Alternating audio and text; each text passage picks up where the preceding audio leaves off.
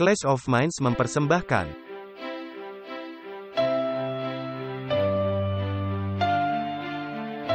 Walter Veith, Martin Smith,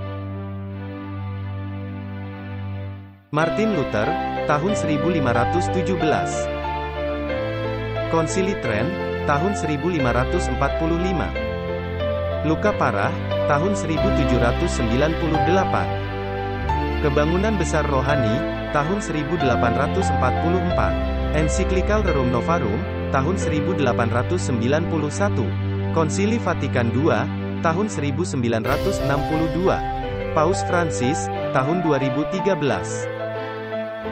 Ensiklikal Laudato Si Perawatan Rumah Kita Bersama, tahun 2015. Pandemi COVID-19, tahun 2019. Pemilihan Presiden Amerika Serikat, tahun 2020. Perang Rusia melawan Ukraina, tahun 2022. WhatsApp Prof 168, sejahteralah jiwaku, apa tujuan musik? Selamat datang kembali dalam episode lain WhatsApp Prof. Halo Martin. Halo Walter, saya baik-baik saja, bagaimana dengan Anda? Saya mulai merasa lebih baik secara perlahan. Ini lebih lama, dibandingkan ketika kita berumur 20 tahun. Benar. Tetapi kita tahu, dari mana kita bisa mendapatkan kekuatan. Apakah Anda membicarakan mengenai lewatnya masa 20 tahun? Ya, sekarang saya dalam masa kedua masa 20 tahun. Dan telah melalui sedikit pengalaman Ayub, namun bisa bertahan dan luput dari kemalangan. Akhir dari pengalaman Ayub, itu yang penting. Mari kita berharap demikian. Mari kita membukanya dengan doa. Bapa kami di surga, terima kasih diberikan kesempatan melakukan diskusi ini kembali. Kami memohon kiranya Engkau mencerahkan pikiran kami dengan Roh Kudus. Tuhan, beri kami kekuatan dalam melangsungkan diskusi ini. Di dalam nama Yesus. Amin. Amin. Martin, entah bagaimana, kita didesak untuk membicarakan tentang penyembahan dan lagu.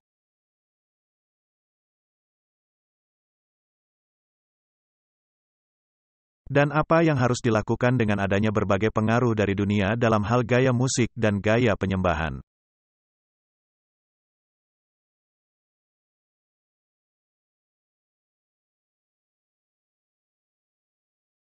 Apa yang layak, dan apa yang tidak layak? Ini adalah pertanyaan yang sulit, dan yang membuat pertentangan besar. Tentu saja.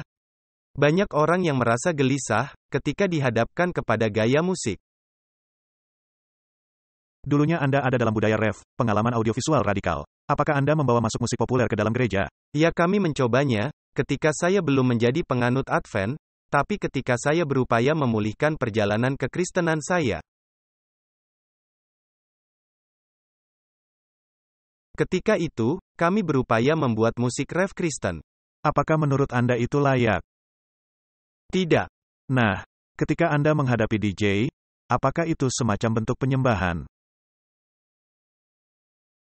Ya, memang adanya banyak pendapat bahwa musik itu sebuah agama.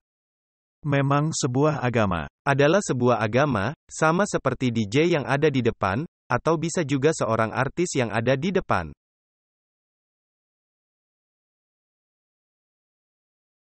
Dan mendapat semua perhatian, dan orang-orang melambai-lambaikan tangan. Diayunkan, menangis, melompat-lompat, dan semua orang fokus kepada artis itu. Dan Anda membawa hal itu masuk ke dalam gereja. Apakah itu sama dengan Anda menyembah Allah seperti yang ada dalam budaya rave? Sayangnya, begitulah kenyataannya. Baiklah, jadi memang ini pertanyaan rumit. Dan orang-orang yang memiliki gaya musik favorit, dan mereka berpikir mereka bisa mengubahnya dan membawa musik semacam itu ke dalam gereja. Itulah yang menjadi masalah, dan kadangkala adanya pendapat, Anda bisa memakai musik itu guna menjangkau orang-orang. Jadi, jika saya memutuskan sekarang untuk kembali ke musik rave guna menjangkau orang-orang, apakah bisa berhasil? Saya meragukannya, Martin. Anda mesti meninggalkan sistem itu, dan Anda mesti mempelajari kembali mengenai musik penyembahan. Kita ini melayani Allah yang agung dan kudus. Dan musik penyembahan harus sedekat mungkin menyerupai musik yang ada di sorga, dengan paduan suara sorgawi. Dan pertanyaannya ialah, apakah yang dilakukan paduan suara sorgawi? Bisakah Anda dengan mata rohani melihat mereka melakukan musik rock Kristen? Tidak. Tidak setelah saya melakukan studi saya, dan sekarang saya mulai menyadari tentang apa itu Tuhan.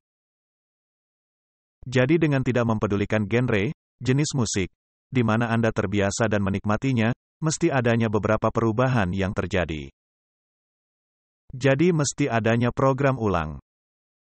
Nah, persoalannya adalah ketika mereka mencoba mempertahankan orang-orang agar tetap berada dalam gereja-gereja. Dan memang sudah ada sejumlah eksperimen seperti itu, dengan mengubah gereja-gereja kita masuk ke dalam pengaturan budaya seperti itu. Dan ketika Anda melihat sejarah dan akibat-akibatnya, kebanyakan jemaat pergi meninggalkan, dan menjadi gereja-gereja hari Minggu. Dan saya teringat akan adanya satu proyek yang masih berlangsung, dan banyak gereja-gereja yang pergi meninggalkan.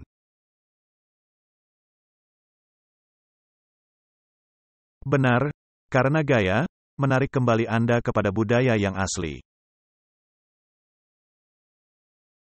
Yang kata mereka, tidaklah terlalu membatasi, dan lebih bebas, dan semua hal yang menyertainya.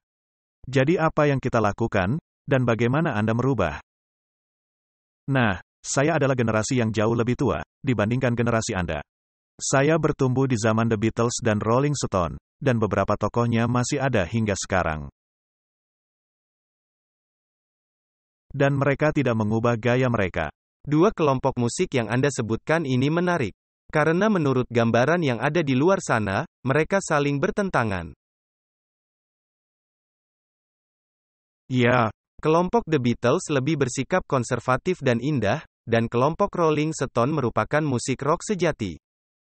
dan mereka terang-terangan bersifat setan, dengan bersimpati kepada iblis. Tapi kita tidak akan membahasnya. Tapi saya mau mengatakan bahwa The Beatles tidaklah lebih baik. Benar, mereka berkata bahwa mereka lebih populer dibandingkan Yesus. Dan ada berbagai hal yang mereka terapkan, membawa masuk paham mistik timur dan lain-lain. Benar. Nah, saya tidaklah benar-benar menjadi fans mereka.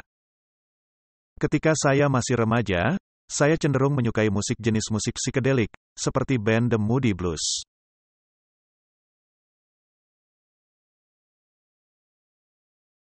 Mereka adalah orang-orang berpendidikan, tetapi ada nuansa di dalam musik mereka, dan vibrasi dan musik yang jelas-jelas menyinggung perasaan. Nah, yang menarik adalah, setiap genre musik juga membawa obat-obat terlarang yang mengiringinya. Dan kemudian saya berubah selera kepada jenis musik country dan western. Dan beberapa musik yang penuh melodi, seperti penyanyi Roger Whittaker, dan rekan-rekannya. Dan pertanyaannya ialah, apakah hanya karena Anda menyukai yang duniawi? Apakah ini layak dibawa ke dalam gereja? Pertanyaan yang sulit. Jadi, apa itu paduan suara sorgawi? Nah, Anda bisa mendapatkan sekilas pandangan jika Anda membaca Alkitab Anda. Dan melihat jenis alat musik apa yang dibuat untuk menyembah Allah. Peralatan musik apa yang bisa diterima, dan yang tidak bisa diterima. Daud ketika mengadakan upaya pertama membawa pulang tabut perjanjian, membuat beberapa kesalahan, yang dibayar mahal. Dan kemudian dia memperbaikinya, dan adanya para biduan yang terlatih. Dan ini jumlahnya tidak sedikit, dan adanya para penyanyi laki-laki dan perempuan. Dan mereka mesti membuat harmonisasinya. Harmonisasi merupakan tingkatan musik lebih tinggi. Ini merupakan tingkatan intelektual. Jadi adanya melodi, ritme dan harmoni, dan harus adanya semacam penggabungan yang layak dipakai untuk memuji Allah Maha Tinggi dan Kudus.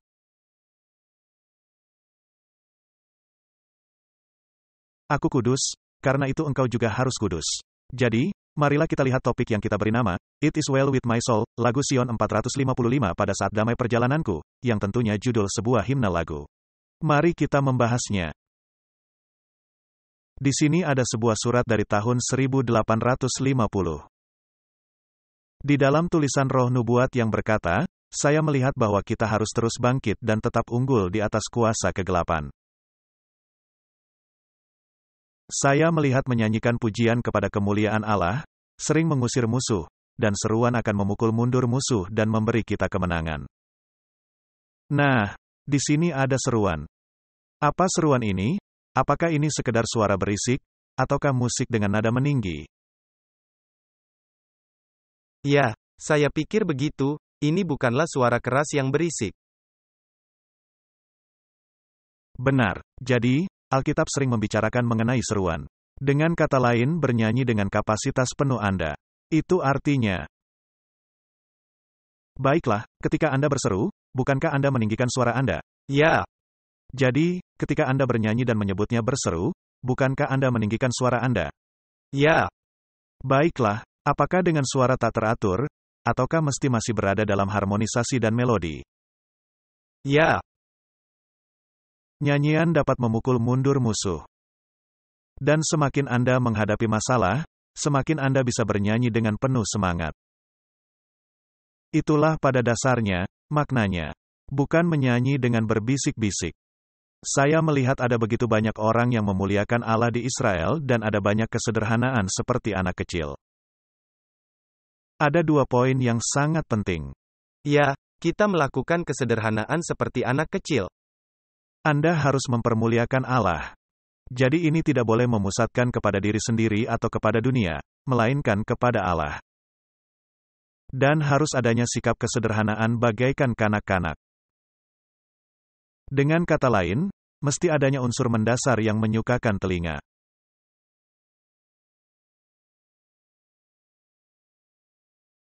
Saya bertanya kepada malaikat, mengapa tidak ada lagi kuasa lebih di Israel? Dia berkata, karena mereka terlalu cepat melepaskan janji-janji Allah. Mendesaklah kepada tahta Allah dan pegang dengan iman. Jika bernyanyi merupakan sebuah bentuk doa, jika bernyanyi merupakan suatu bentuk penyembahan, maka bukankah itu memuat permohonan? Ya. Jadi apakah itu mantra yang diulang-ulang, ataukah sebuah permohonan? Sebuah permohonan. Jadi, segera setelah menjadi mantra yang diulang-ulang, maka kehilangan pengaruhnya. Dan Alkitab secara tegas menyatakan, Anda seperti orang kafir. Percayalah Anda memperoleh hal yang Anda minta, maka Anda akan mendapatkannya. Jadi, jika sebuah lagu merupakan doa, maka itu berarti suatu permohonan. Itu bisa menjadi pemuliaan, suatu ucapan syukur dan hal-hal yang menyertainya, tetapi bisa juga merupakan suatu permohonan. Rangkaian suara berisik mengagetkan indera, dan menghilangkan hal yang jika dilakukan dengan benar bisa menjadi suatu berkat. Jadi, suatu seruan atau nyanyian yang ilahi dengan penuh semangat, apakah itu bisa selaras dengan suara keributan? Tidak. Tidak. Tidak ada suara berisik. Jadi, seruan dan teriakan dan memakai suara di mana Anda hampir menyerupai kuda karena suaranya, itu kelihatannya tidak pantas, benar.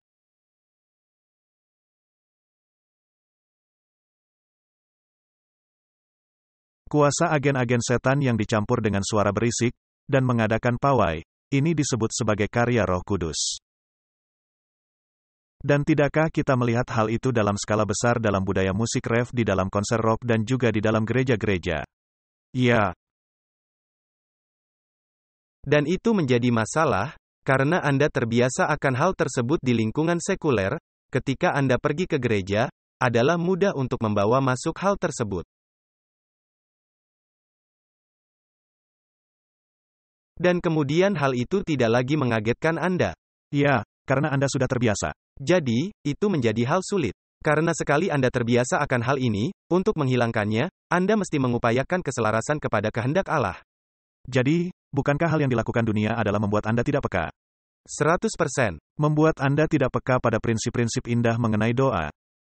Ketika Anda memiliki budaya semacam ini, dan Anda ada dalam suasana hati seperti itu. Apakah Anda benar-benar berdoa kepada sumber luar, atau hanya sekedar memuaskan suatu keinginan atau perasaan? Memuaskan suatu perasaan. Baiklah, hal-hal itu yang terjadi di masa lalu, akan terjadi lagi di masa depan. Setan akan membuat musik menjadi perangkap, dengan cara pelaksanaannya. Marilah kita tidak memberi tempat bagi praktek-praktek asing, yang sungguh-sungguh menjauhkan pikiran kita dari bujukan Roh Kudus. Pekerjaan Allah telah senantiasa ditandai dengan ketenangan dan kemuliaan. Melompat-lompat, berteriak dan menggerak-gerakkan tangan, apakah itu merupakan ketenangan dan kemuliaan? Bukan. Lalu ada masalah lagi, bagaimana dengan tari-tarian yang dilakukan bagi Allah? Tapi itu selalu dalam suasana perang, ketika orang-orang keluar untuk menemui tentara. Harus kembali kepada konteksnya. Benar, dan ketika mereka kembali ke bait suci, itu adalah tindakan ibadah dan kemudian itu tidak termasuk. Di sini ada pernyataan lainnya dari Martin Luther.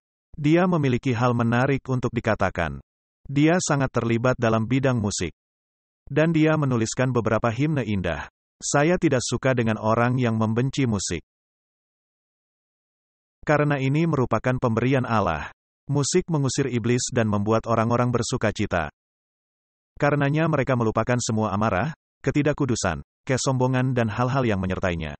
Setelah teologia, saya menilai musik sebagai tempat kedua tertinggi, dan kehormatan terbesar. Jadi kembali, apakah musik mengusir roh-roh jahat? Ya. Baiklah, jika musiknya tepat sama seperti dalam musik rave atau konser rock, apakah roh-roh jahat merasa nyaman dengan lingkungan seperti itu? Titik. Ya, sayangnya seperti itulah kenyataannya. Baiklah, di sini ada kutipan Martin Luther lainnya. Kita bisa mengusir iblis dengan pengajaran pemberitaan firman, bernyanyi dan membicarakan tentang Yesus.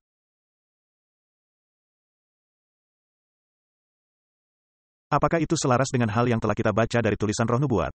Tentunya. Baiklah. Karena itu, saya sangat menyukai ketika dengan suara-suara terdengar. Apakah itu suara yang keras? Suara keras tetapi yang tidak mengagetkan indera. Baiklah. Jadi, ketika dengan suara keras kita bernyanyi di gereja, firman itu telah menjadi manusia, dan diam di antara kita. Iblis tidak tahan kata-kata ini, dan terbang menjauh karena dia sangat merasakan hal yang termuat di dalamnya. Oh, sungguh merupakan suatu hal yang menyenangkan, ketika kita menemukan besarnya sukacita dalam kata-kata ini, dan iblis sangatlah ketakutan kepadanya. Jadi hal yang menakutkan iblis adalah kata-kata tadi. Jadi apa arti dari et homo factus est, et verbum caro factum est? Itu artinya, maka dia menjadi manusia, dan firman itu menjadi daging. Jadi, kembali ini adalah berpusatkan kepada Kristus. Tepat sekali. Dan segera setelah suatu hal berpusatkan kepada Kristus dan bukan kepada diri sendiri, iblis tidak tahan, karena Kristus dan iblis saling menentang satu sama lain. Ketika Kristus disembah, setan tidak bisa turut serta. Setan mesti lari. Dia harus pergi. Jadi, pentinglah agar kita menyadari, ketika kita melakukan penyembahan tidaklah bersifat umum, melainkan sangat khusus. Ya. Baiklah. Tetapi dunia menentang firman dan karya Allah, karena disampaikan dalam cara jelas dan sederhana. Sedangkan umat yang baik dan saleh tidaklah tersinggung, karena mereka memiliki pengharapan kepada harta dan kekayaan abadi, yang tersimpan di dalamnya. Yang begitu bernilai dan mulia, sehingga para malaikat bersukacita dan memandanginya. Baiklah, apakah para malaikat terlibat ketika kita bernyanyi? Tentu saja. Ketika kita menyanyi mengenai Yesus? Ya. Ketika kita menyanyikan keselamatan? Ya. Ketika kita menghormati Dia sebagai pencipta, sebagai pemberi hukum, ketika kita menuruti Allah, apakah mereka bersukacita? Tentu. Apakah mereka menurut? Ya. Nah, saya teringat ketika Yesus dilahirkan, para malaikat bernyanyi kepada para gembala. Iya, dan apa yang mereka nyanyikan? Mereka menyanyikan kemuliaan bagi Allah di tempat maha tinggi, karena memang tepat seperti yang dikatakan. Allah menjadi manusia, firman itu menjadi manusia. Dan ketika kita buka kitab Ayub, yang dikatakan anak Allah sedang bernyanyi. Benar. Dan bahkan Alkitab mengatakan bahwa Allah bernyanyi. Iya, dan Yesus juga akan bernyanyi. Dia akan turut bersukacita dan bernyanyi. Jadi, ini akan sangat menarik. Dan pastinya ada lagu yang sangat indah, ketika Allah juga bernyanyi. Ya, saya sudah tidak sabar menantikan hal itu. Saya juga sudah tidak sabar. Jadi Martin, mari kita melihat sebuah nyanyian sederhana. Seperti lagu, Pada Saat Damai Perjalananku, lagu Sion edisi lengkap 455. Dan melihat sejarah latar belakang lagu ini. Apa yang menggerakkan orang-orang dalam menuliskan lagu ini? Apakah ini hanya pengalaman biasa-biasa saja, ataukah adanya suatu pengalaman sangat bermakna dari kehidupan seseorang? Nah, ini khususnya untuk generasi yang lebih muda, dan ini juga berlaku untuk diri saya sendiri. Ketika Anda tidak terbiasa dengan lagu himne, karena Anda terbiasa dengan jenis musik lainnya, maka Anda pertama-tama akan berkata, kita mesti menggantinya atau melakukan sesuatu. Seperti yang sudah disebutkan di dalam tulisan Roh Nubuat, Anda harus melihat keseluruhan konduksi lagu, barulah Anda mulai memahami arti lagu itu. Jadi, mesti dikondak dengan benar. Ya, jadi ini bukan sekedar liriknya, melainkan keseluruhan struktur dari lagu itu. Anda tidak bisa sekedar mengambil lirik dan menaruhnya ke suasana dunia. Tidak bisa. Nah, selalu adanya argumentasi yang dipakai orang-orang. Mereka selalu berkata, saya tidak sering mendengar lagu ini, hanyalah liriknya yang indah. Maka Anda bertanya, jika Anda memiliki sebuah foto yang sangat buruk, hal yang menyeleweng, lalu Anda menaruh tulisan bagus di dalamnya.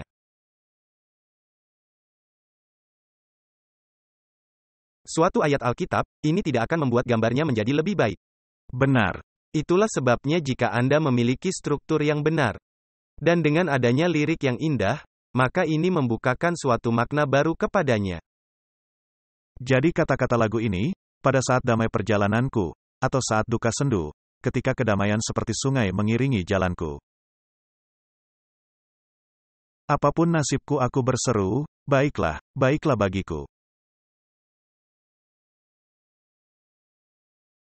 Jadi orang ini tentu saja mengalami kesedihan mendalam.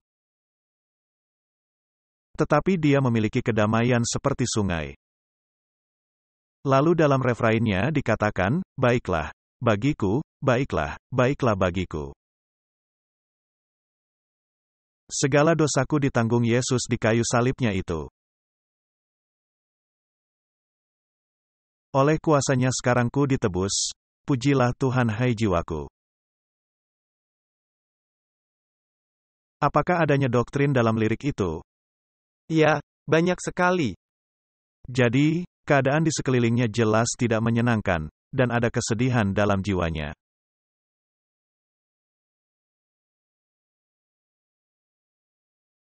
Lalu orang itu melihat laut dan gelombang yang bergelora, dan itu mengingatkannya kepada suatu kesedihan.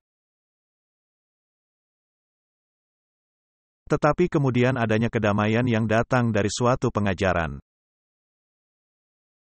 Bahwa dosanya, bukan sebagian, melainkan keseluruhannya, dipakukan di salib, dan aku tidak lagi menanggungnya. Pujilah Tuhan, hai jiwaku. Apakah ada pekabaran? Ya, keselamatan. Oh Tuhan, lekaslah datang di awan, ya Tuhan, segerakanlah hari ketika imanku menjadi nyata. Dengan kata lain, sekarang ini saya hidup dengan iman, dan menantikan hari itu ketika saya melihatnya menjadi kenyataan. Ya, seperti yang pernah kita bahas, tidak ada lagi iman ketika kita tiba di sorga. Ya, kita tidak lagi butuh iman karena kenyataan telah menggantikan iman tersebut. Dengan kemuliaan-Mu, awan-awan digulung kembali seperti gulungan kitab. Nafiri berbunyi datanglah Tuhan, itu pun baiklah bagiku. Apakah adanya penghiburan? Ya, meskipun adanya banyak kesedihan, tetapi ketika Anda menantikan hari istimewa itu, adalah baik bagiku. Jadi, apakah itu memberitahu Anda bisa saja mengalami kesedihan mendalam. Tetapi ketika mata Anda tetap tertuju kepada janji-janji, maka Anda akan mengalami damai, seperti sungai. Ya. Baiklah. Jadi, ketika kita melihat sejarah dari lagu ini, Horatio Spafford, tahun 1828 hingga 1888, dia adalah seorang pengacara sukses dan investor real estate di Chicago. Dia dan istrinya, Anna, memiliki seorang anak laki-laki dan 4 anak perempuan. Dan menjalani kehidupan yang menolong orang dan pelayanan di gereja mereka. Mereka adalah orang-orang Kristen baik, berkecukupan dan sejahtera,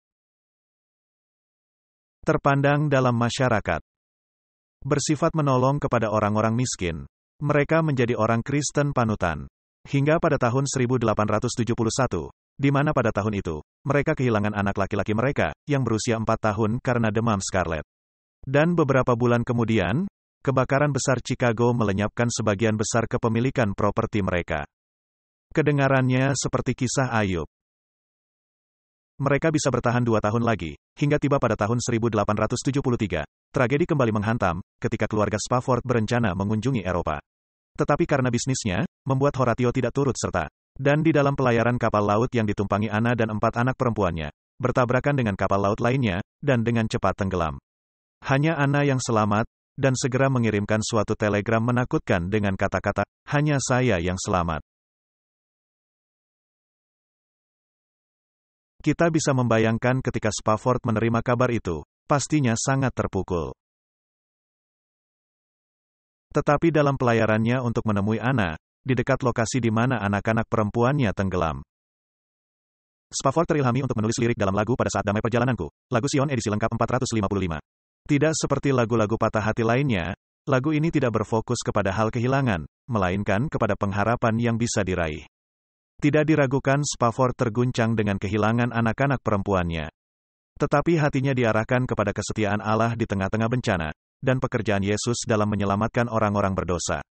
Lagu ini tidaklah menghilangkan atau menutup-nutupi kepedihan dalam tragedi, melainkan menyatakan bahwa Allah itu hadir di tengah-tengah bencana, dan lebih besar dari bencana. Maukah Anda mengatakan itu sungguh bermakna? Wah, itu menceritakan rencana keselamatan dan apa isi Alkitab. Jadi ketika Anda mengalami masa-masa sulit, bukankah lagu semacam ini yang Anda mau nyanyikan? Tentu saja. Bahkan ketika mengalami masa-masa indah, lagu ini juga bisa kita nyanyikan. Baiklah. Matius 8 ayat 23, Yesus menenangkan angin ribut, lalu Yesus naik ke dalam perahu dan murid-muridnya pun mengikutinya. Sekonyong-konyong mengamuklah angin ribut di danau itu sehingga perahu itu ditimbus gelombang, tetapi Yesus tidur. Apakah Yesus menjadi Tuhan yang tidak hadir? Ya, itulah hal yang mereka rasakan. Maka datanglah murid-muridnya membangunkan dia, katanya, "Tuhan, tolonglah, kita binasa." Di dalam Injil lainnya dikatakan, "Tidakkah engkau peduli?" Ia berkata kepada mereka, "Mengapa kamu takut, kamu yang kurang percaya?" Lalu bangunlah Yesus menghardik angin dan danau itu, maka danau itu menjadi teduh sekali. Damai seperti sungai. Adanya badai yang mengamuk.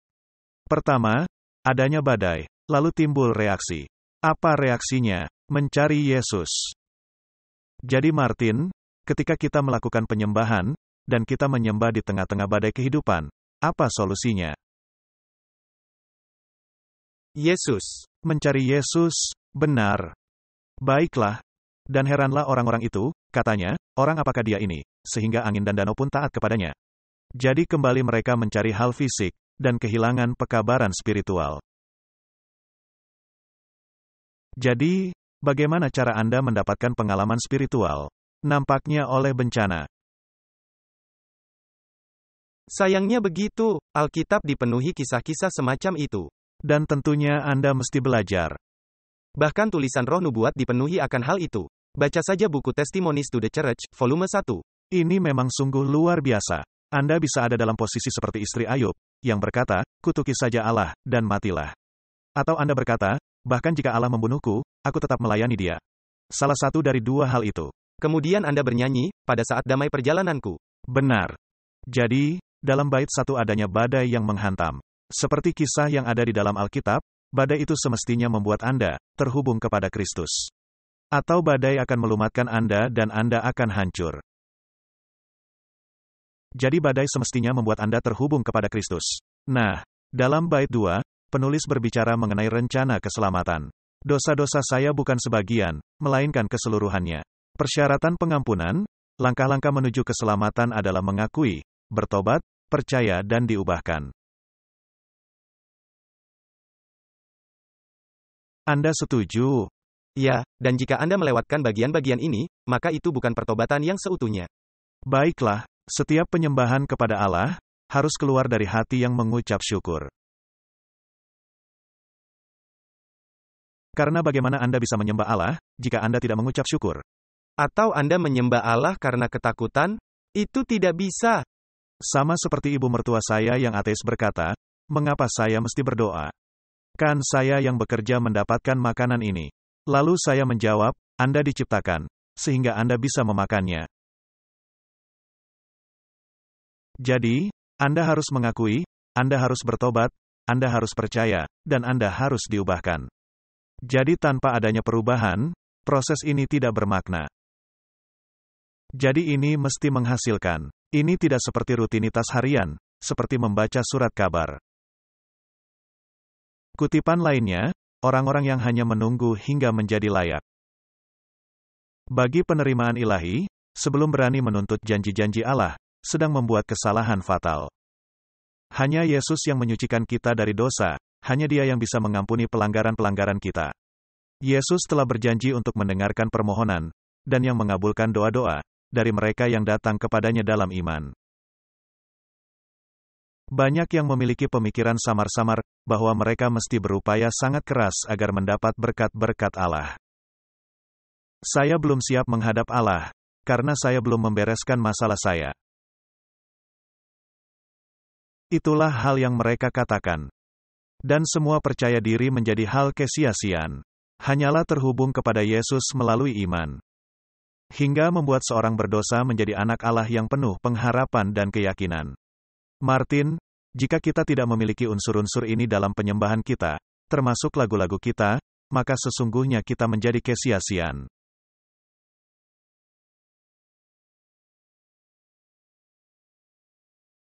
Ya, dan Allah tidak menyukai kesia-siaan. Memang, ini merupakan pengalaman keagamaan, dan pengalaman keagamaan berpusat kepada Kristus. Dan kita juga mengalami pembenaran dalam hal itu. Dosa-dosa saya, bukan sebagian, melainkan keseluruhannya, telah dipakukan ke salib dan saya tidak lagi menanggungnya. Jadi pembenaran. Kita mengajarkan bahwa manusia tidak dapat dibenarkan di hadapan Allah, oleh kekuatan, manfaat, atau pekerjaannya sendiri. Tetapi yang dibenarkan secara cuma-cuma oleh Kristus, melalui iman. Jika manusia percaya bahwa mereka diterima Allah, dan dosa-dosanya telah diampuni oleh Kristus oleh kematiannya dan telah menebus dosa-dosa kita. Iman ini, dinilai Allah sebagai suatu kesalehan dalam pemandangannya. Dengan mengutip Roma pasal 3, dan pasal 4, apakah Anda setuju dengan pernyataan itu? Saya setuju dengan pernyataan itu. Baiklah, Martin, pernyataan ini berasal dari mana? Dari pengakuan iman Augsburg. Baiklah, dan siapa yang menulis pengakuan iman Augsburg? Melanchthon. Melanchthon yang menulisnya, dan mereka sungguh memahami pengertian dari pembenaran. Dan tulisan Roh Nubuat dengan jelas mengatakan mereka memiliki pemahaman yang benar mengenai pembenaran.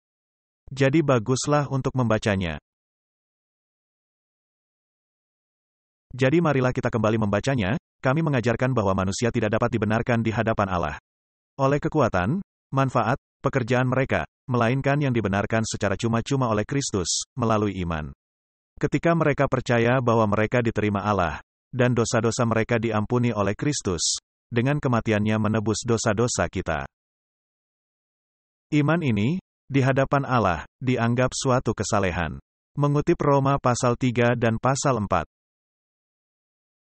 Apakah Gereja Katolik Roma menyangkali hal itu? Ya. Dan mereka menamainya anatema, kutuk. Jadi, dengan adanya pasal pembenaran, iman Anda berdiri atau jatuh. Dan siapapun yang tidak menerima pasal pembenaran, tidak bisa menyembah Allah yang sama. Benar. Karena yang satu berkata, melalui iman. Dan yang lainnya berkata, melalui perbuatan. Benar. Artikel 12 adalah mengenai pertobatan, dan pertobatan itu terdiri dari dua bagian. Yang pertama yaitu bertobat, yaitu ketakutan menghantam hati nurani, melalui pemahaman akan dosa. Dan yang lainnya, iman yang lahir dari Injil, atau suatu keyakinan, kepercayaan karena Kristus dosa itu diampuni. Menghiburkan hati nurani, dan meluputkannya dari ketakutan. Kemudian perbuatan-perbuatan baik dihasilkan, yang merupakan buah-buah pertobatan. Apakah Anda setuju dengan pernyataan itu? 100% setuju. Perbuatan merupakan hasil pertobatan. Jadi ini harus berurutan. Anda tidak bisa menukarnya. Jika dibalikkan, maka Anda menyangkali Kristus, salib, dan darah.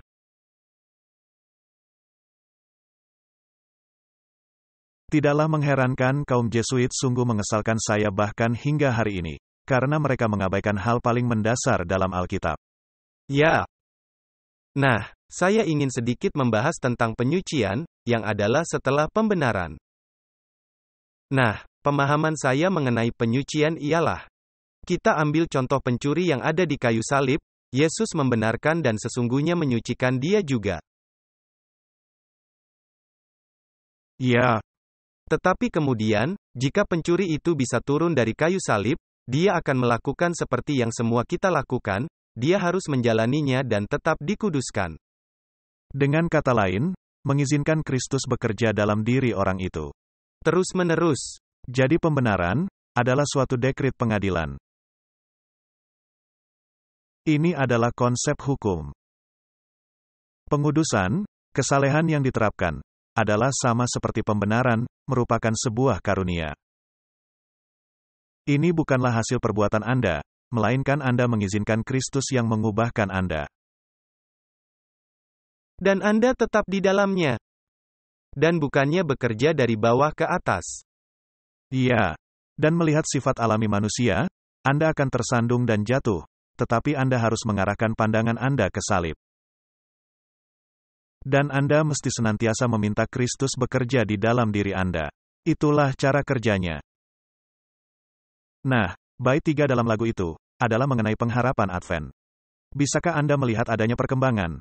Tentu saja, bait pertama dimulai dengan rasa sedih, kemudian pengudusan, dan kemudian pengharapan, tetapi yang senantiasa bergantung kepada Kristus.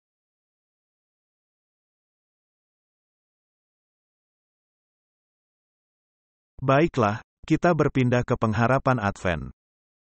Jadi, adanya pekabaran, adanya teologia, dan selaras dengan Alkitab. Itu merupakan unsur-unsurnya. Kita tidaklah membicarakan suatu nyanyian khusus dan mengatakan agar semua orang menyanyikannya setiap hari, karena itu akan menjadi mantra. Kita membicarakan mengenai prinsip-prinsip yang membentuk suatu nyanyian penyembahan. Nah, di sini ada lagu lainnya, nomor 154, Bila Pandang Salib Yesus. Mari kita menelitinya. Memandang salib yang agung, Raja mulia mati di sana. Keuntunganku yang paling banyak aku hitung, tetapi hilang, kemuliaan pada diriku hanya kehinaan belaka. Apa makna teologia dari lirik ini, Martin? Apakah ada makna mendalam? Ya. Apa gunanya kemuliaan manusia? Itu semua diletakkan di dalam debu. Roh nubuat mengatakan, pembenaran itu menaruh semua kemuliaan manusia dalam debu.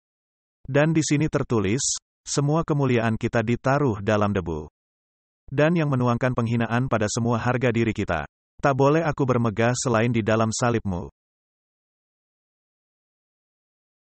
Nikmat dunia semua kubuang, kuserahkan ke dalam darahnya. Apakah adanya kerelaan menyerahkan segala yang bersifat duniawi? Ya. Semuanya, dan tidak berpegangan sedikit pun. Baiklah, nah Martin, jika Anda menyanyikan lagu ini sekedarnya. Atau jika Anda menyanyikannya dengan turut serta dalam pekabarannya, dapatkah itu merubah sesuatu? Seharusnya. Itu satu hal yang bisa kita himbau kepada orang-orang. Itu terjadi kepada diri saya dan diri istri saya. Segera setelah kami menyanyikan lagu ini, benar-benar menyimak dan masuk ke dalam doktrin dari lagu tersebut. Benar. Nah, Paulus berkata ketika dia melakukan hal ini, dia berkata, saya melakukannya dengan roh, juga dalam hati dan pikiran saya. Dua hal itu harus senantiasa terkait. Anda tidak bisa memisahkannya, karena kalau tidak perasaan Anda akan ada dalam kekacauan. Tetapi di sini, Anda ditaruh di dalam suatu struktur. Lihatlah dari kepalanya, tangannya, kakinya, kesedihan dan cinta mengalir bercampur aduk. Ini sangat puitis. Pernahkah kasih dan kesedihan seperti itu bertemu, atau duri membentuk mahkota yang begitu kaya? Ini sangat dalam. Martin, apakah kita telah kehilangan kedalaman kita? Dan yang telah berpindah ke arah refrain yang sederhana, yang mudah diucapkan lidah, dan yang tidak memerlukan pemikiran mendalam.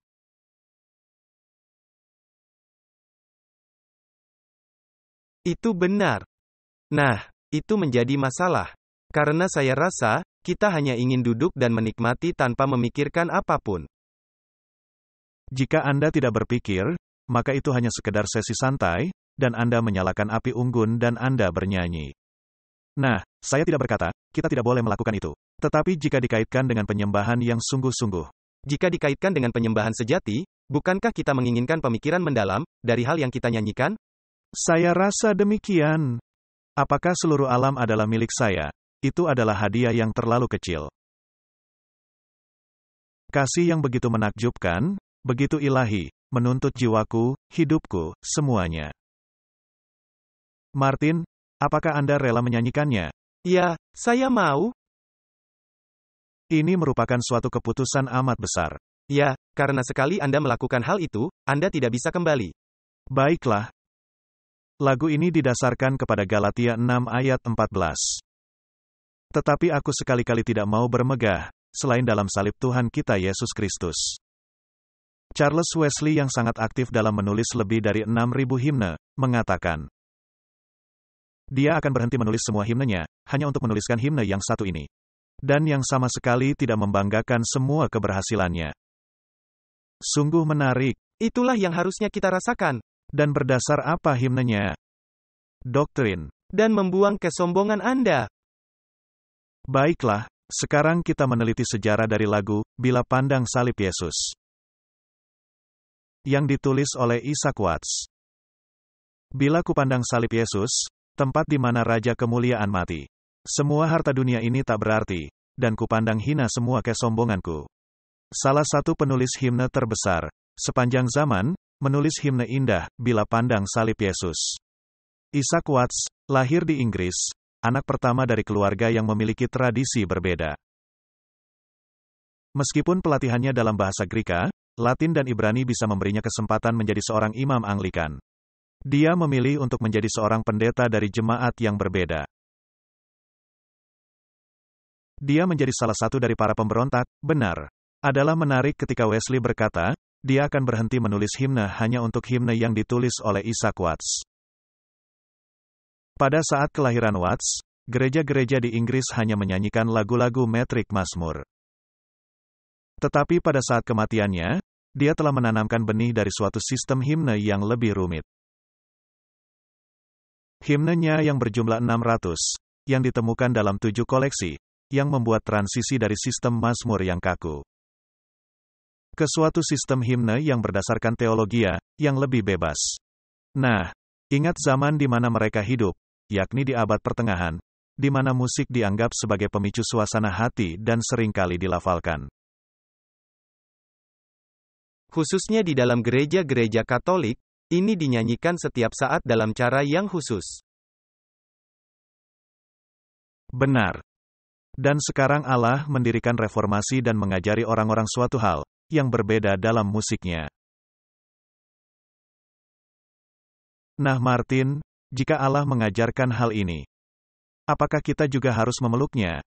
Ya. Bukankah orang-orang memiliki argumentasi yang sama sekarang ini, bahwa mereka mesti sedikit mengubahkannya, untuk disesuaikan dengan zaman?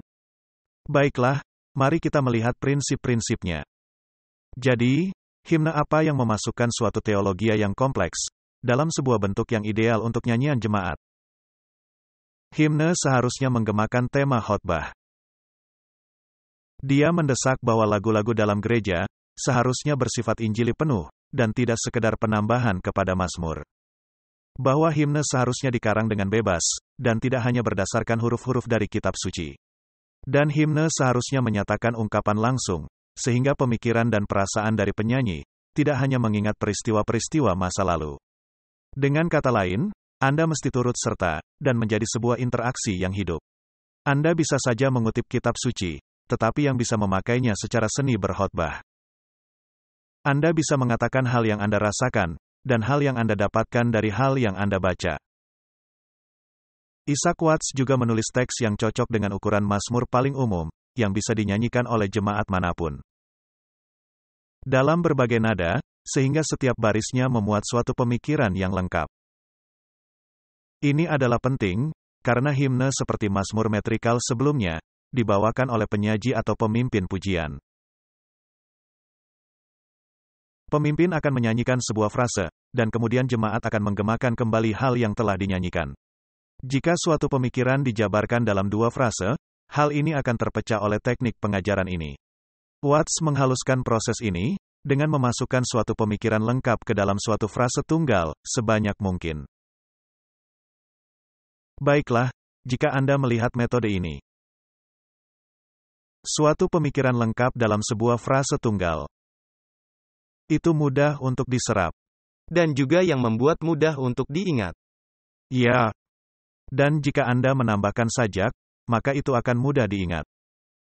Itulah sebabnya Anda bisa memakai kitab suci, dan memperkenalkan persajakan, sehingga mudah untuk mengingatnya.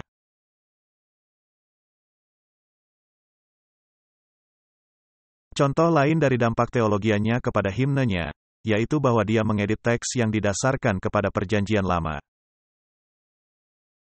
Untuk mencerminkan kehadiran Kristus, yang membuat himnenya memandang Allah Bapa, dari sudut pandang Allah Anak. Itu luar biasa. Dengan kata lain, Isaac Watts menafsirkan Perjanjian Lama, dan kemudian memakainya sebagai penjabaran dari Perjanjian Baru. Dan hal seperti itulah, yang semestinya dilakukan dalam pemberitaan firman atau khotbah. Benar.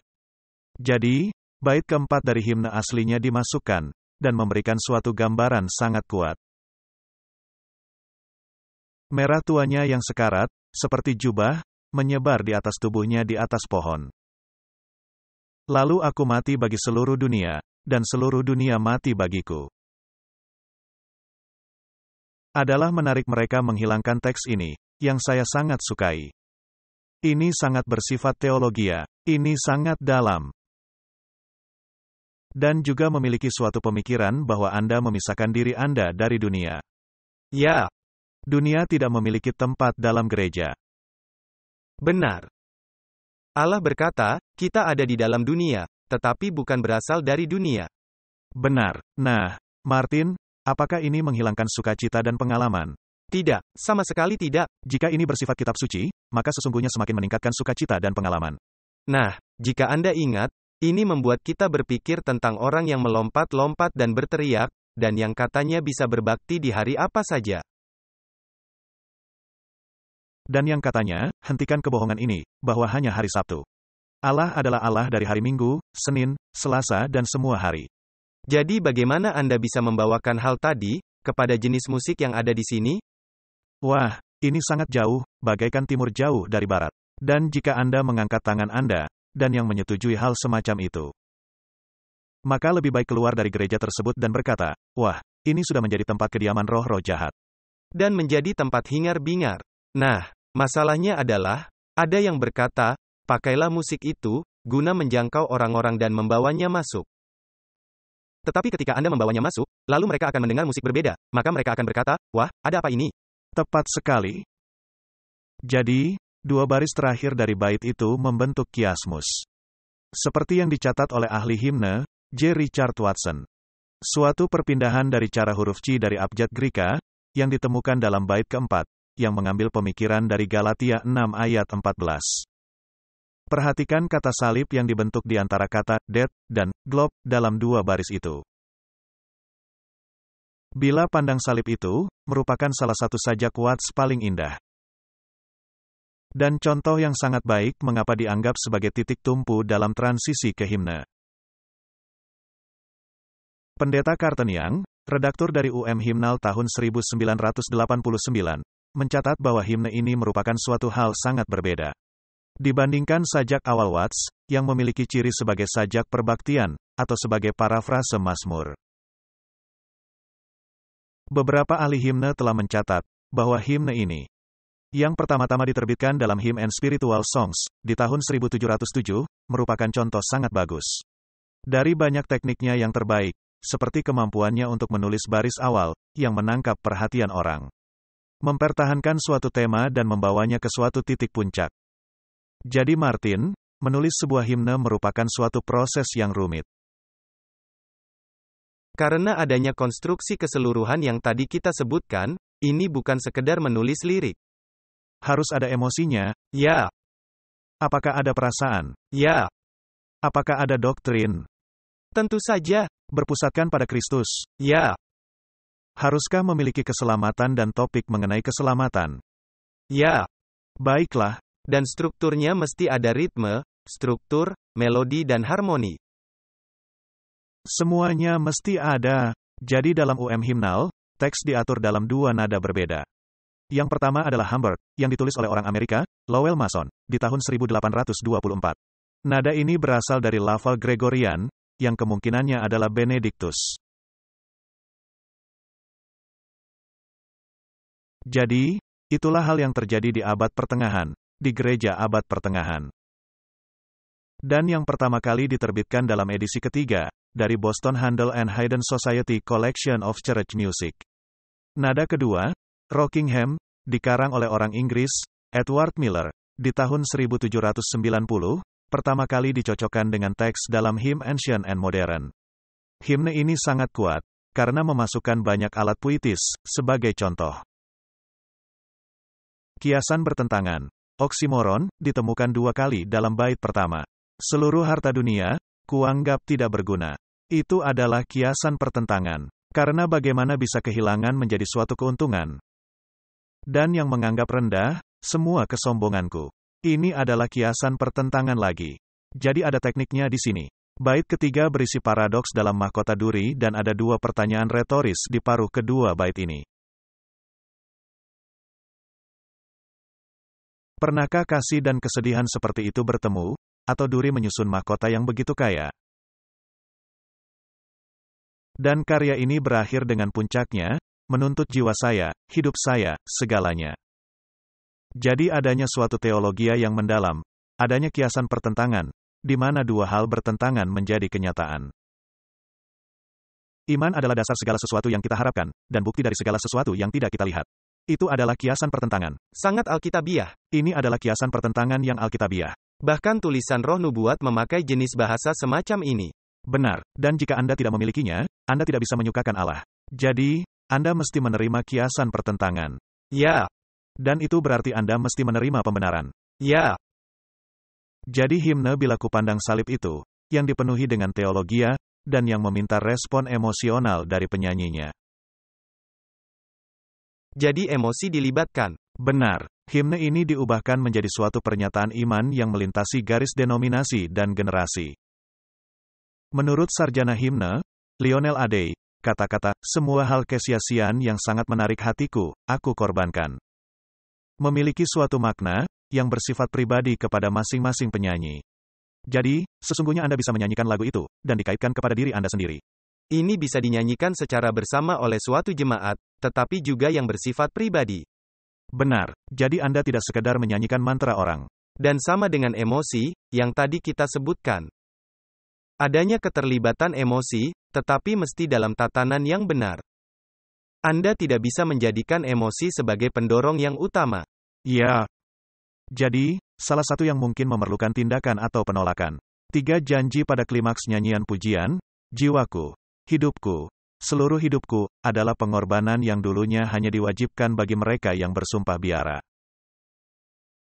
Sekarang ini diminta dari diri Anda. Dan sumpah biara ini, tentu saja dalam saluran yang sangat salah. Karena ini dikaitkan dengan mutilasi diri sendiri. Dan sekali lagi, menjadi kepentingan diri sendiri. Nah, mutilasi diri sendiri, bukankah itu menyangkali salib?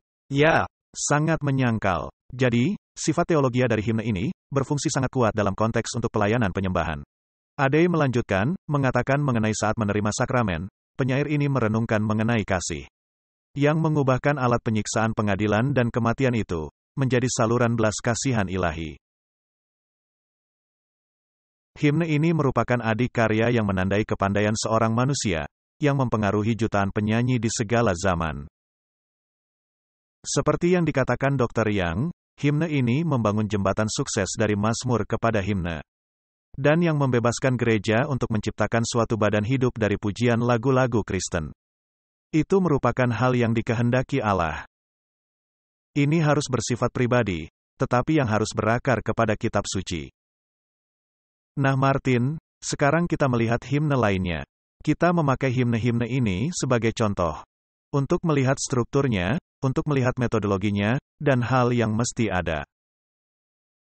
Kita tidak bilang hanya fokus pada lagu ini, melainkan mengambil pesan umum dari dalamnya. Sehingga Anda bisa merenungkan, apa artinya menyembah Allah.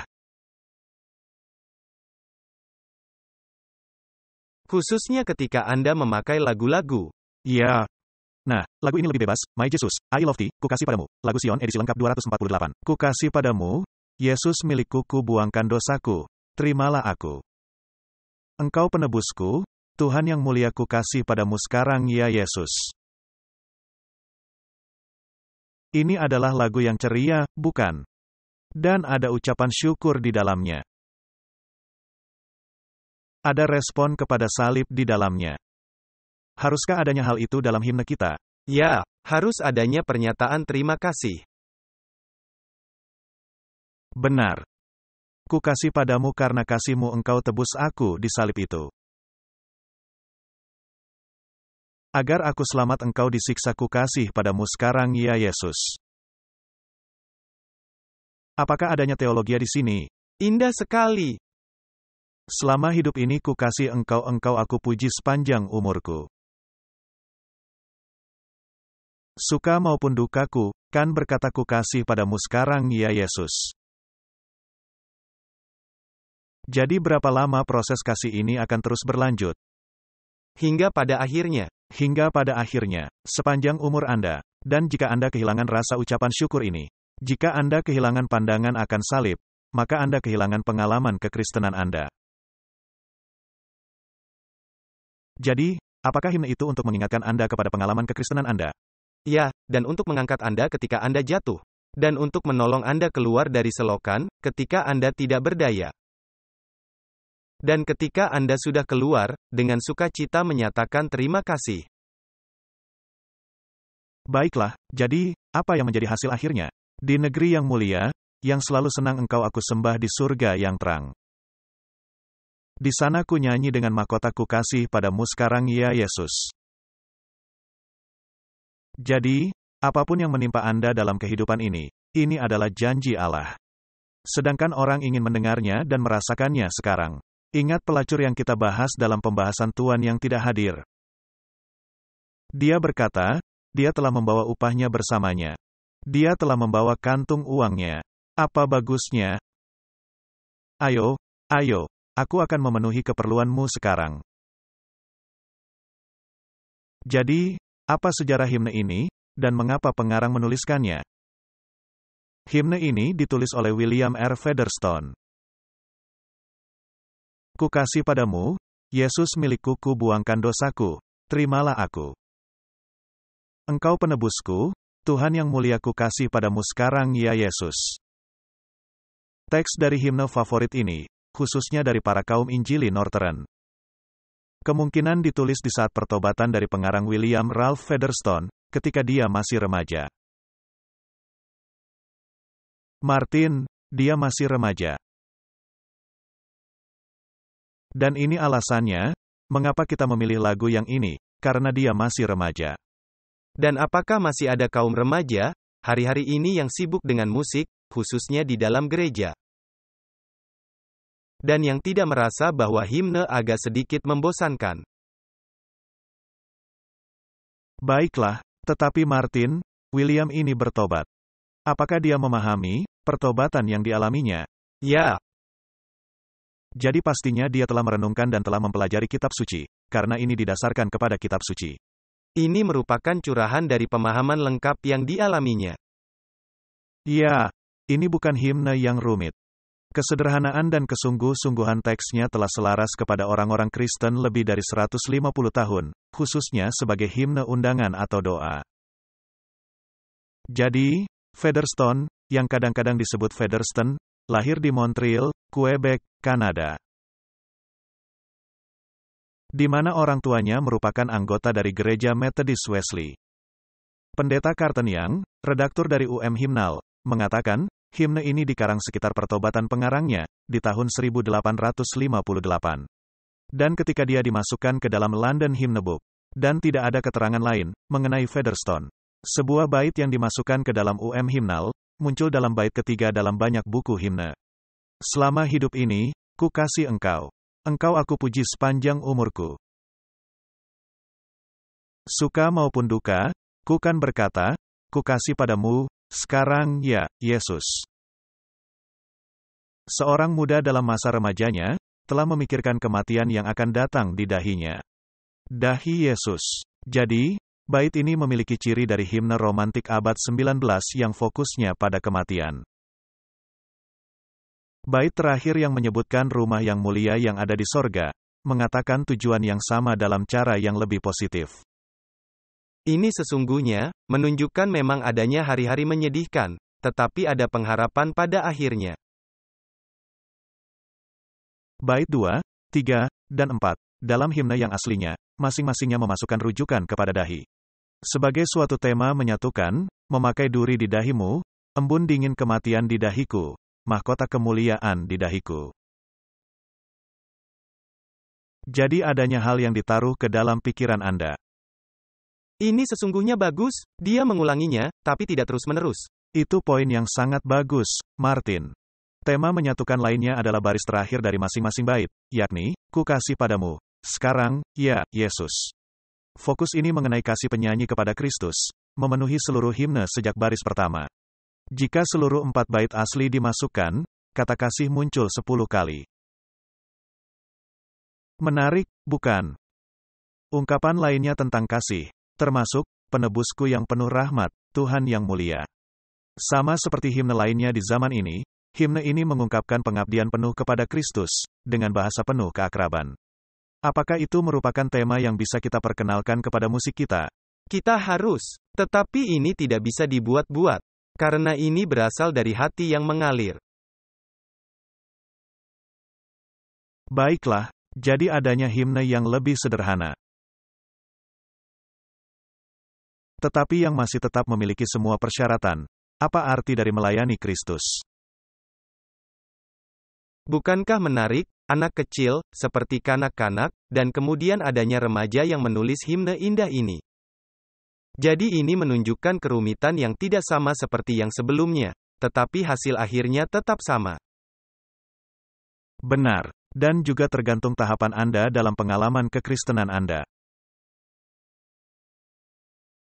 Tentu saja, tidak memerlukan teologi yang mendalam seperti yang ditaruh Martin Luther ke dalam lagu-lagunya, tetapi yang berpusatkan kepada Kristus. Dan artinya sangat indah. Nah, himne kesukaan saya. Martin, salah satu himne kesukaan saya adalah, And Can It Be? Lagu Sion edisi lengkap 155 dapatkah aku disucikan? Dan saya suka menyanyikan lagu ini, karena lagu ini begitu kaya teologinya. Ini membahas keseluruhan intisari kitab suci, keilahian Kristus. Bukan sebagai makhluk diciptakan seperti yang diajarkan dalam paham Katolik, melainkan sebagai satu bersama Bapa sejak mulanya.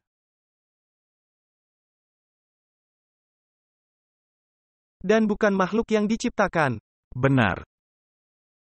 Dan teks ini ditulis oleh Wesley, nanti kita akan melihatnya.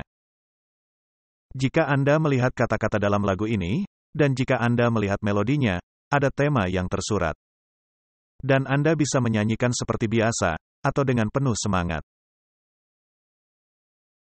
Saya sering diingatkan mengenai James White, yang akan mengambil Alkitabnya.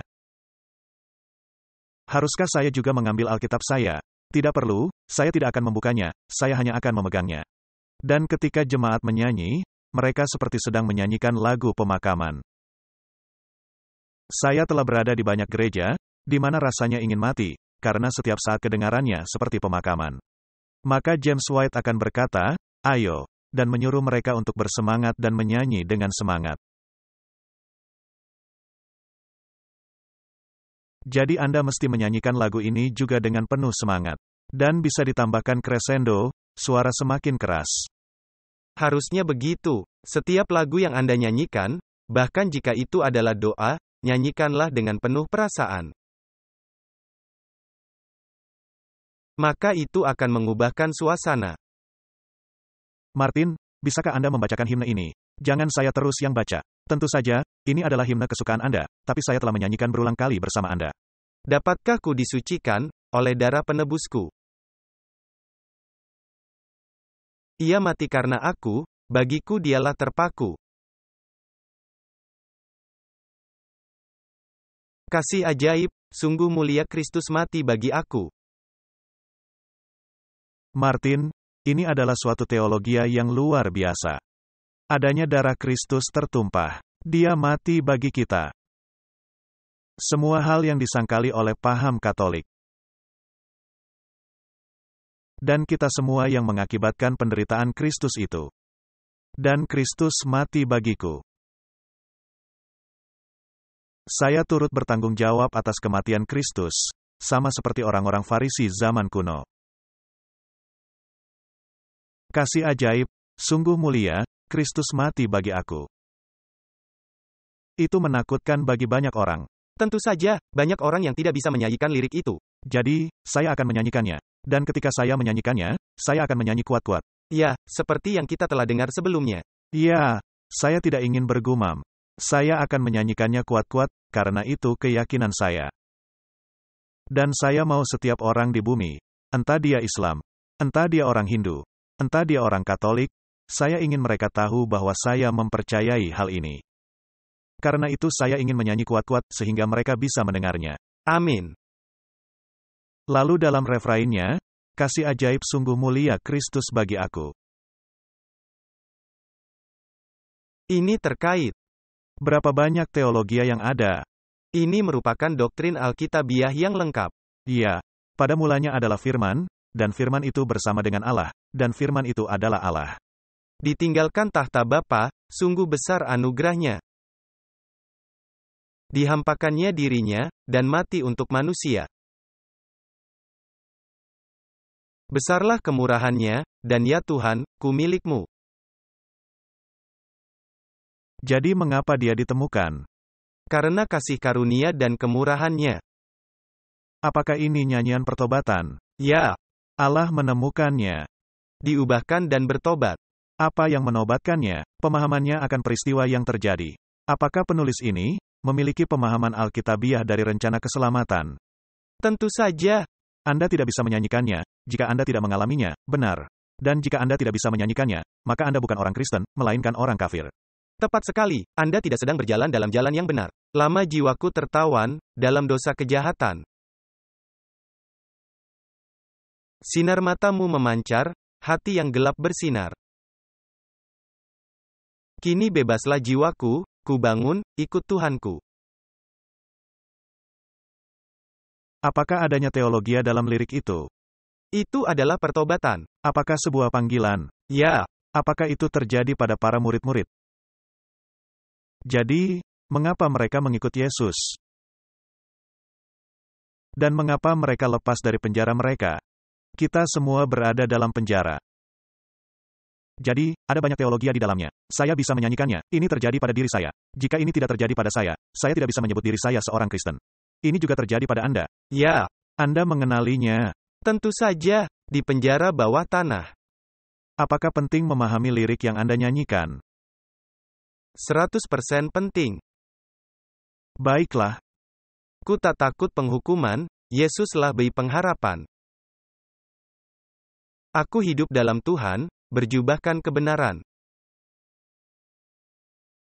Ku datang hampir tahtanya, dan terima mahkota indah. Apakah adanya keyakinan di dalamnya? Ya. Apakah ada teologia di dalamnya? Janji yang diberikan Allah dan Yesus bagi kita yang mesti kita pegang. Apakah ada pembenaran oleh iman di dalamnya? Ya. Martin, hanyalah orang-orang Kristen sejati yang bisa menyanyikan lagu ini. 100% benar. Dan jika memang dinyanyikan, tetapi mereka bukan orang-orang Kristen sejati, maka mereka adalah orang-orang munafik. Mereka mesti mempercayai hal yang dikatakan di sini. Nah, lirik yang aslinya sesungguhnya memuat baris lainnya. Ini sama seperti bait pertama. Coba tolong bacakan, Martin. Ini semua adalah misteri, Dia yang kekal telah mati. Siapakah yang dapat menjelajahi rancangannya yang aneh?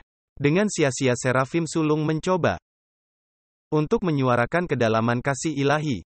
Rahmat bagi semua, biarkan bumi memuja, biarlah para malaikat tak lagi bertanya-tanya. Nah, bait itu tidak dicantumkan dalam himne modern.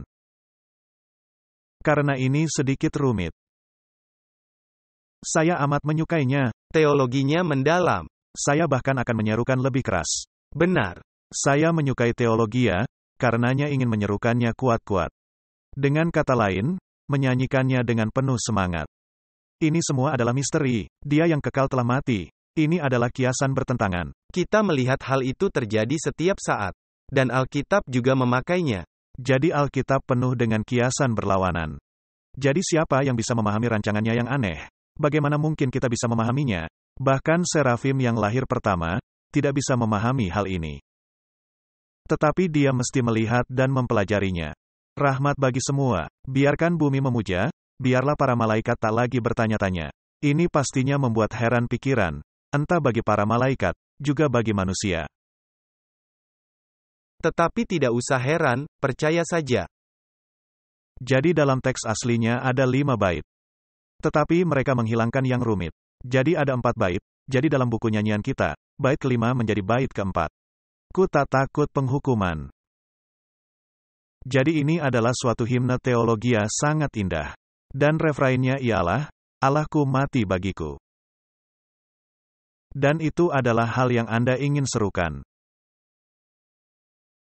Dan bisakah Anda membayangkan, Martin, bahwa hal ini akan membuat gusar iblis? Seperti yang dikatakan Martin Luther, iblis lari dan terbang. Pastinya ini sangat menggusarkan iblis terus-menerus. Jadi saya ingin lebih menyerukannya. Saya 100% setuju. Baiklah, apakah yang menjadi sejarah dari himne ini? Kita tidak perlu membaca lagi baitnya. Lagu, Dapatkah Aku Disucikan, mungkin menjadi himne yang paling penuh sukacita yang mengandung unsur kesedihan, yang ditulis oleh Charles Wesley. Pada hari Whitsunday, yaitu hari Pentakosta, 3 hari sebelum saudara laki-lakinya, John mengalami hal anehnya di mana hatinya sangat dihangatkan. Charles sedang dalam pemulihan kesehatannya, di rumah John Bray, seorang montir yang miskin. Ketika dia mendengar adanya suara yang berkata, di dalam nama Yesus, dari Nazaret, bangkit dan percayalah, maka engkau akan disembuhkan dari segala penyakitmu. Suara itu kemungkinan besar berasal dari saudara perempuan Tuan Bray yang merasa diperintahkan untuk mengatakan kata-kata ini, dalam sebuah mimpi. Wah, sejarah yang menarik. Jadi, himne ini tidak serta muncul dalam suatu hari. Jadi apa yang akan saya tuliskan hari ini? Tidak seperti itu. Adanya pengalaman dan emosi yang terlibat. Dan biasanya, ketika mereka sedang mempelajari sesuatu. Bagaimana cara Anda membuat sebuah khotbah? Jika ini menjadi sekedar tuntutan, dan yang membuat Anda berpikir, wah, apa yang akan saya khotbahkan hari ini? Maka mungkin sebaiknya Anda berlibur. Benar. Dan jika Anda seorang pengkhotbah atau penginjil, dan mulai mengalami kesulitan, sebaiknya Anda beristirahat. Benar. Jika Anda terus membaca Alkitab Anda, jika Anda terus membaca tulisan Roh Nubuat, pastilah Anda akan memiliki banyak sekali bahan untuk dikhotbahkan. Jadi, penulis himne Anglikan, Timothy Dudley Smith, mencatat hal-hal berikut yang terjadi. Charles bangkit dari tempat tidurnya dan membaca Alkitab dari kitab Mazmur. Mazmur 40 ayat 3. Ia memberikan nyanyian baru dalam mulutku, untuk memuji Allah kita. Diikuti oleh ayat pertama dari kitab Yesaya 40. Yesaya 40 ayat 1, hiburkanlah, hiburkanlah umatku, demikian firman Allahmu.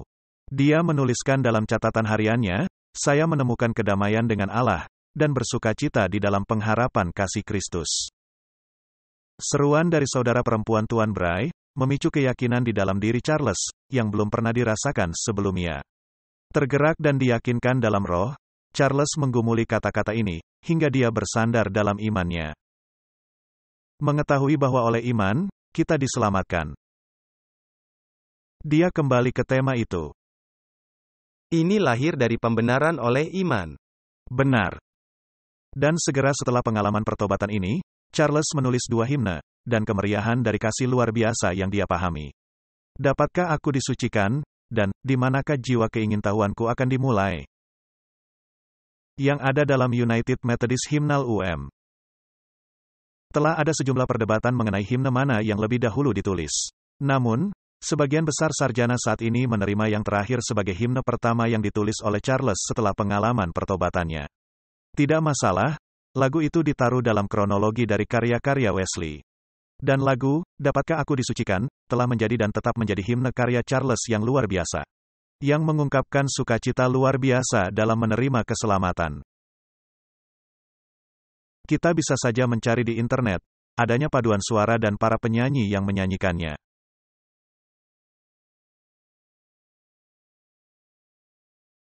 Dan mereka bisa mendengarkan kesedihan, dan energi yang ada di dalamnya, dan menyerap kata-katanya.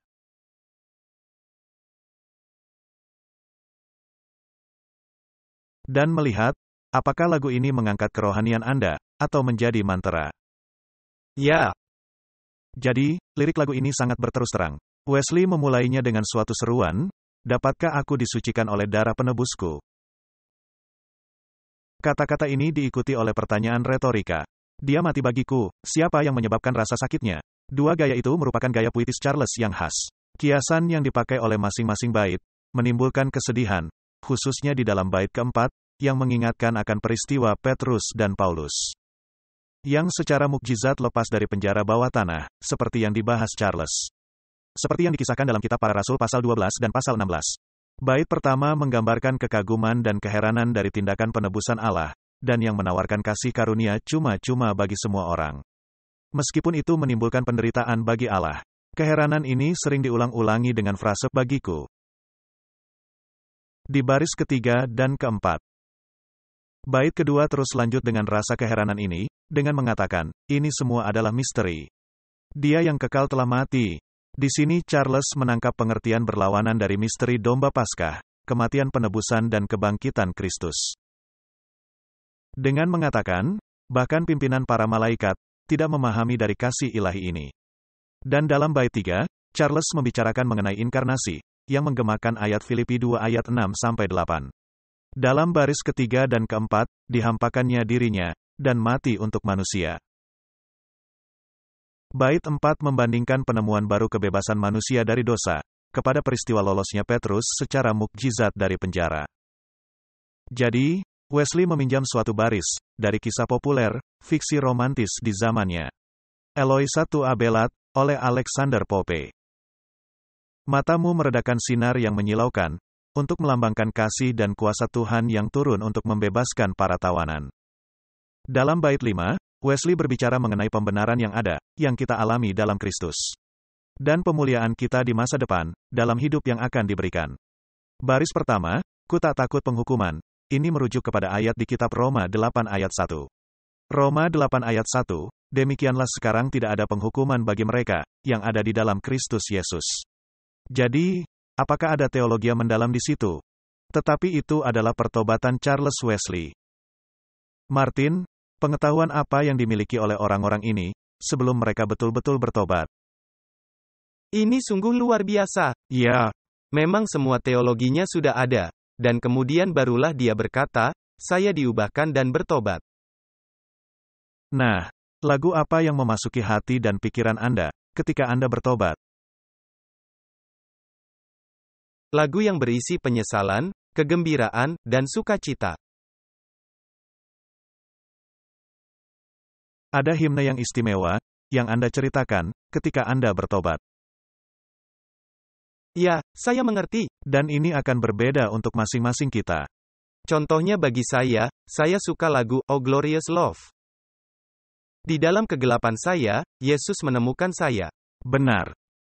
Nah Martin, dulunya saya seorang ateis. Dan ketika saya menemukan hal yang telah Kristus lakukan bagi saya, lagu yang mirip dengan pengalaman saya adalah, Baik Berharap pada Yesus, lagu Sion 447.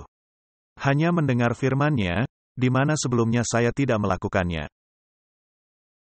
Ini sungguh berdampak bagi saya. Itulah sebabnya lagu tersebut dipakai sebagai lagu tema dalam serial Total Onslaught. Dan kata orang-orang mengenai serial Total Onslaught, itu tidaklah selalu berpusat kepada Kristus. Karena banyak fokus kepada penyelewengan di dunia, pertentangan besar dan hal-hal itu.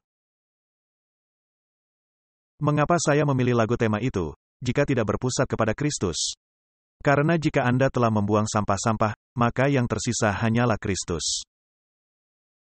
Itu untuk menunjukkan semua penipuan yang menjauhkan Anda dari Kristus. Jadi ini berpusat pada Kristus. Karena itu membuang semua tabir asap, dan kembali membawa Anda kepada Kristus. Benar, baik berharap pada Yesus. Jadi Martin, ada himne tertentu yang mencerminkan pengalaman orang.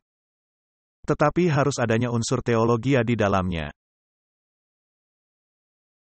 Jadi, himne ini pertama kali muncul dalam himnal John Wesley, tahun 1739, Hymn and Sacred Poems. Sejak penerbitan pertamanya, telah dimasukkan di kebanyakan himne Metodis dan banyak dalam kumpulan lagu pujian denominasi Protestan lainnya. Ini seperti kaum Metodis yang mengambil isu mengenai himne ke level yang lebih tinggi. Bayangkan, Charles Wesley menulis 6.000 lagu. Dan paham Advent sangat berakar kepada paham Metodis, karena paham Metodis pada awalnya juga menekankan pengudusan. Anda tidak dapat tetap hanya dalam pembenaran, karena tanpa pengudusan, tidak ada orang yang bisa melihat Allah. Dengan kata lain, tanpa mengizinkan Kristus, yang mengubahkan Anda tidak bisa mendapat hidup kekal. Anda mesti diubahkan. Jadi, di luar penghilangan bait kelima oleh John di himnal tahun 1780, himne ini masih tetap dalam bentuk aslinya. Bait yang dihilangkan adalah mengenai jaminan kepastian keselamatan pribadi. Mungkin Wesley menghilangkannya, karena adanya nada pribadi yang berlebihan. Dan yang hanya menyumbang sedikit kepada tema dan struktur keseluruhan himne. Karakter pribadinya mungkin lebih cocok kepada lingkungan yang lebih injili, tetapi yang tidak terlalu berdampak kepada komunitas penyembahan umum. Nah, entah akan dimasukkan atau tidak dimasukkan, jika tidak berubah, itu tidak apa-apa. Saya lebih suka dimasukkan. Jadi Martin, apakah Anda sependapat dengan saya, bahwa dalam skala yang sangat besar, kita telah kehilangan hal penting tentang himne, lagu penyembahan?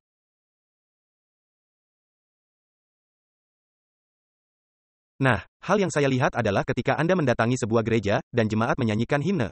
Dan seperti Anda katakan, jemaat hanya bergumam, dan setiap orang merasa terganggu. Jika Anda mendatangi sebuah gereja, dan himne yang sama, tetapi yang dilantunkan dengan penuh semangat dan seruan, maka itu sama sekali berbeda. Benar, itu tergantung kepada keadaan pikiran dan keadaan hati. Dan himne tidaklah membosankan. Satu-satunya hal yang membosankan, adalah ketika orang-orang yang membuatnya menjadi membosankan. Anda betul sekali. Mari kita tutup dengan sebuah kutipan dari tulisan Roh Nubuat. Seni melodi suci dikembangkan dengan tekun di sekolah para nabi. Tidak ada irama waltz yang remeh terdengar, tidak ada lagu yang dinyanyikan sekedarnya, yang memuji manusia dan yang mengalihkan perhatian kepada Allah. Melainkan mazmur hikmat yang sakral, dalam pujian kepada Pencipta, meninggikan nama Allah dan merenungkan karyanya yang ajaib. Jadi, musik dibuat untuk suatu tujuan kudus. Untuk mengangkat pikiran kepada hal yang murni dan agung, untuk meninggikan dan membangkitkan pengabdian dan ucapan syukur kepada Allah dalam jiwa. Itulah yang menjadi pokok persoalan. Kita mesti kembali kepada bentuk penyembahan seperti ini. Dan kita mesti belajar mengapa lagu kita menyanyikan sebuah lagu. Apa makna lagu itu, dan bagaimana itu diterapkan secara pribadi bagi saya. Maka kita tidak akan bernyanyi, hanya dengan bergumam. Dan apa yang terjadi ketika Anda datang ke gereja sebelum jam khotbah dan yang lainnya? Ada lagu penyembahan pembukaan. dan dinyanyikan semua orang, maka keseluruhan khotbah itu akan mengalir mengikutinya. Benar. Musik membentuk bagian dari penyembahan Allah di sorga.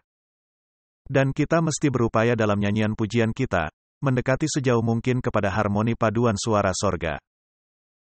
Pelatihan suara yang selayaknya, merupakan suatu ciri penting dalam pendidikan, dan tidak bisa diabaikan. Bernyanyi merupakan bagian dari pelayanan keagamaan, dan sama seperti tindakan penyembahan, seperti doa. Hati mesti merasakan roh nyanyian untuk memberikan ungkapan yang tepat. Martin, itu merupakan dasar dari makna lagu-lagu pujian kepada Allah.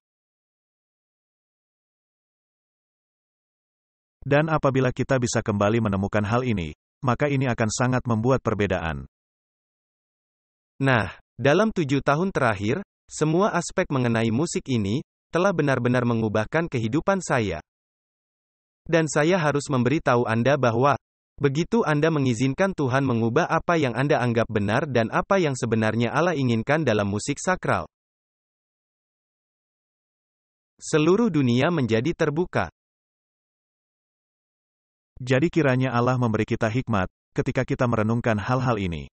Ini hanya beberapa pemikiran, dari hal yang membentuk penyembahan sejati kepada Allah yang tinggi dan kudus.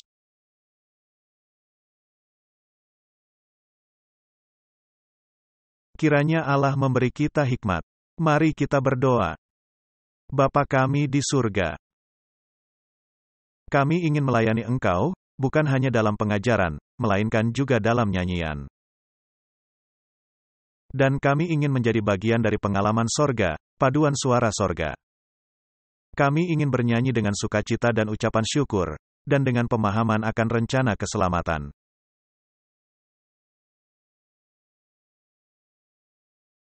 Sehingga orang-orang memahami hal yang kami pegang, mengapa kami mempercayainya. Dan mengapa kami ingin menyerukannya kepada dunia. Berilah kami pengalaman baru. Kiranya Roh Kudus sejati membangkitkan kembali hal yang sudah hilang. Inilah doa kami, dalam nama Yesus, amin. Diproduksi oleh Clash of Minds.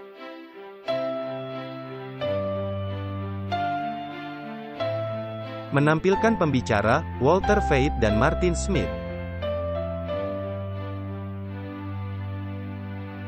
Ucapan terima kasih yang tulus untuk dorongan semangat, doa-doa, dan dukungan finansial melimpah. Untuk kontak lebih lanjut,